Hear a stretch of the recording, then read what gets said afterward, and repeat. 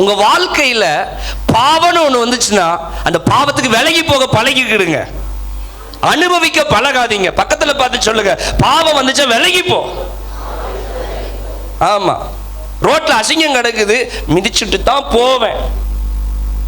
போறீங்களா? விலகி போறீங்கல்ல. கடினாய் வருது, விலகி போறமா இல்லையா? சொல்லுங்க பாப்போம். அப்போ பாவம் வந்தா மட்டும் ஃப்ரெண்ட் அப்படித்தான் வருவான். டேய், ஒரு முறை காசாவுக்கு போயிட்டு வருவோம்டா வாடான்னுவான். விலகி போ. நீங்க சும்மா இருந்தாலும் உங்க வாட்ஸ்அப்ல வரத்தான் செய்யும், மெசேஜ் வந்து டொயின்னு வந்து விழத்தான் செய்யும். விலகி போ. அது யாரு போட்டா? ஏய், உன் போன்ல இந்த நம்பரை டைப் பண்ணி பாரு, என் பேர் தெரியறதுக்கு.